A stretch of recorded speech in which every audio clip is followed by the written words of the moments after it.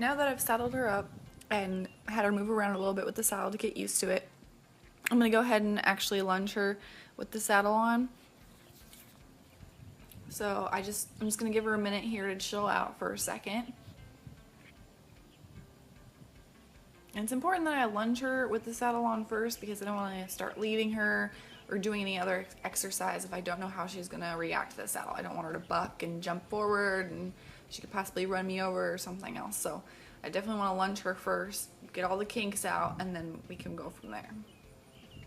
So this starts off where the saddling video ended. I had saddled her up and then I moved her around a little bit and then she just got a little bit worried, so I'm just going to let her stand here and just chill out for a minute. And that's really important, especially if they're getting a little hot and a little wound up, is just bounce them back out and let them stand there. I know it's a little boring having to watch them just stand, but it is very important. So I wanted you guys to see that because that's what you'll have to do at home. Just let them stand and relax. So I'm just gonna move her a little bit at a time. So I just moved her like a half circle. I'm gonna move my hand here and desensitize her so she's not anticipating going off on that lunging circle. Move my hands around. Like all my movements are purposeful. Like it looks like I'm just brushing off the dirt or just fiddling with my hands, but I'm desensitizing her to my movement. Or actually send her off. Started a nice walk here. I want saddling to be a good experience. I don't want it to be I saddle you up and then run around and this happens every time. I just want to take it nice and slow, bounce her out since she has a tendency to get a little wound up when she lunges. Do an inside turn here, send her the opposite way. Do an inside turn by backing up, drawing her in. Very nice. That's what I'm gonna do. That's gonna be the end goal, is to teach her to round pen and do an inside turn, and I'm just gonna do that while I lunge, while I have the lead rope on. I like to do that first because I have more control, and if she doesn't do an inside turn, I can help her out with my rope. There, I'm gonna move my hands around a little, desensitize her.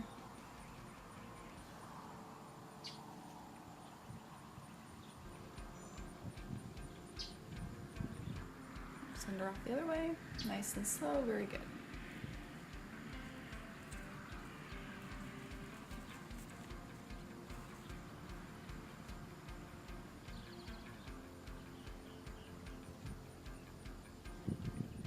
Keep her attention on me.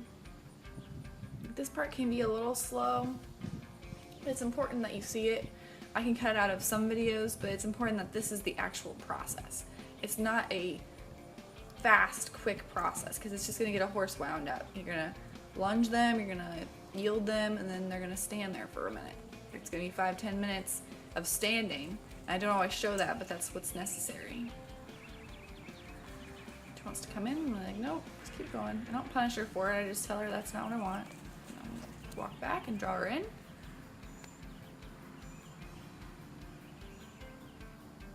Move around. I don't want any of her movements, any of my movements, to be mistaken for cues. So my cue is I slowly point my hand up and away up toward my shoulder to get her to go off on the circle. So any other movement is not to go forward, it's just me moving. Same thing when you're riding. If your legs are moving around a little bit, that doesn't mean go forward.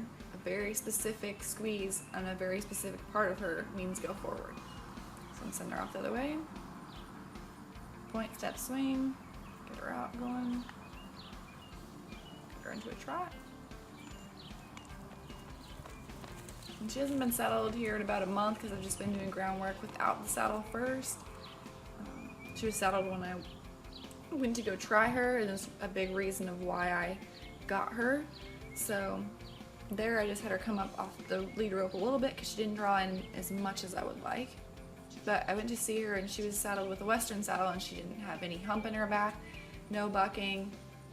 She was very good. So that was another one of the reasons why I got her.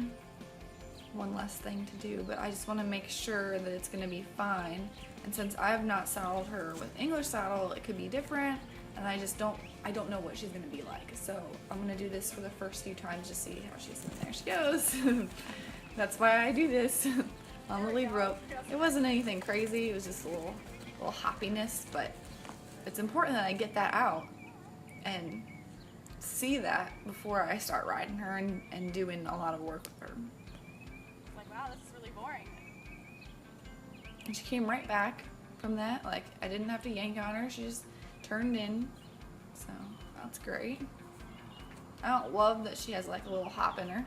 She didn't have a little hop in her when I went to try her, but that's totally fine. Sensitize her a bit, move around, send her off the other way. And you can see that she did that when I sent her into the canter, and that's when the horses have a lot of tendency to buck at that time. Nope, you go the other way, keep asking, release. They'll get into that canter and start going faster, and they'll just hop into it, so. Just gonna get that out on the ground. Just gonna do it this way too. See, I'm swinging my rope till she stops. I keep the pressure on until she stops. So every time she does a little hop buck thing, she's like, well, the pressure keeps going on me. I can't get rid of it. Every time I stop, it goes away. So she learns that the hopping around bucking thing is not the answer. And that's not really bucking, but I don't really want her to do that when I'm riding her either, so.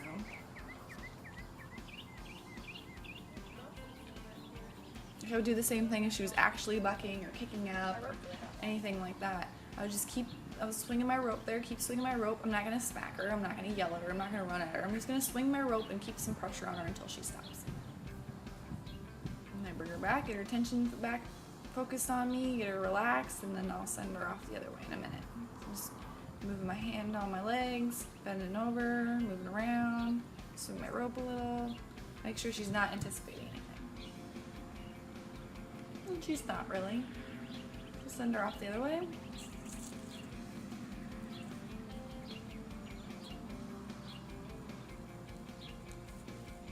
Her body's nice and bent. She's listening to me. She's got the inside ear on me. That was really nice right there. Push her into a trot. We do an inside turn. Very nice. Send her off the other way. She's really gotten good at this limit. I'm really impressed.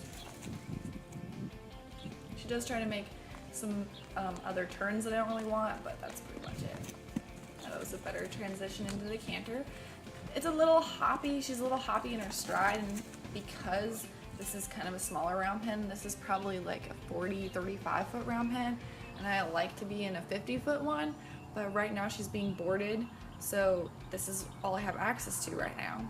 So work with what I got, and so that's kind of making her stride more hoppy, is it's kind of on a smaller circle, so she's kind of getting her balance there. And I don't think she's been lunging in a circle a lot, so the more she does it, the more muscles she'll build up and she'll just strengthen in her canter. So I'm not too worried about that. I just don't want to end her lesson with her jumping around in the canter like that. She's anticipating there. I just bring her back, heel her hindquarters.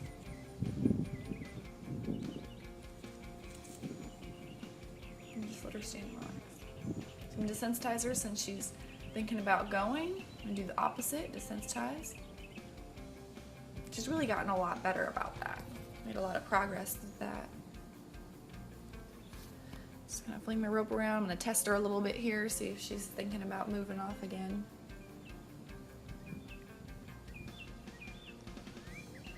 She's thinking about going the wrong way. That's really the only problem I have with the lunging so far. Hindquarters. Send her off the other way because her hip's not all the way straight to me. I want her facing me straight, and it wasn't, so I always send her off the other way. She's thinking about going off into the canter, and then she thought twice about that, so she's thinking about me. You can tell that she is. It's good. And she's doing really well about responding to my voice cues. Like how she's hopping with her back feet there, that's just probably the size of the round pen. I'm not too worried about that. But it's more the mentality. I don't want her to be like, get into the canter and be like, oh my goodness, cantering. Like, I just want to be like, just a different extension of your stride, and you're just going into a different gait. It's not a big deal. I just want her to kind of roll up into that canter. So that's really my goal before I end her here. So move my hands around, make sure she doesn't want to go off on the circle again. She's gotten so much better about the anticipation. her off.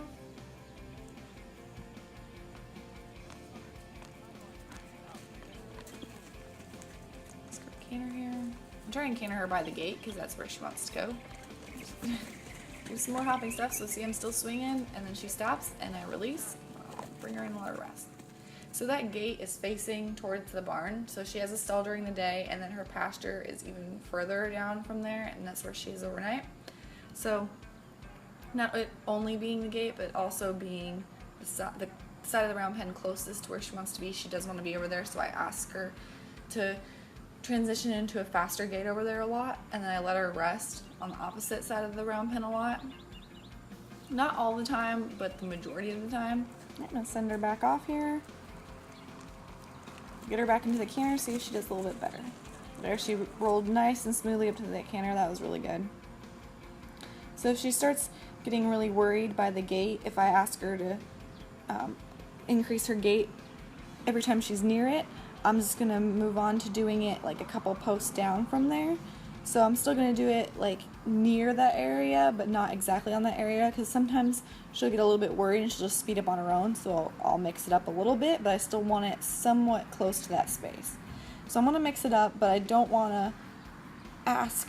I want to be aware that wherever I'm asking. So I don't want to ask like on the opposite side of the round pen a lot. It's just being aware of what you're doing at that time. So I'm just going to give her a little break here and desensitize a little with my hands, because that was her first like decent canter where she didn't do any hopping steps, she didn't do any little buck thing or whatever she was doing. She just kind of rolled up to that canter. So I like her to do it the opposite way. So we'll just send her off. Now see how she just hop right into that trot really fast there? I'd like her to get into it a little smoother, but that was a really nice canter transition. She just rolled right into the canter. Like, I was expecting more of a jumpy canter there because of her quick trot transition, but that was really great. So that's perfect. She cantered both ways and had a really great transition without doing the jumping, hopping around stuff. So I'm just going to let her stand here, and then we can just end on that, because that is perfect.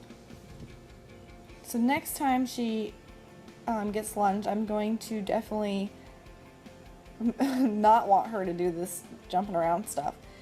This is the first time, so I'm not going to be too worried about it. The next time, I'm going to do the same thing I did here. I'm going to swing my rope just like I did here and make sure that she gets enough pressure on her when she does the wrong thing. But after that, I'm just going to increase the pressure. So if she does it again, like the third lesson, I'll start swinging my rope more, and I'm going to walk toward her and put a little bit more pressure on her. But I don't think it's going to last that long, so I think it was just she hadn't been saddled in a while, so that's totally fine. I'm not going to punish her for it. So I'm just desensitizing her, moving all over, swing my rope around. So I'm going to just finish off here, and I'm going to get her to, I want her to cross her inside hind leg over her outside one here. Make sure she's connected to me. There she goes, and I'll walk away for reward.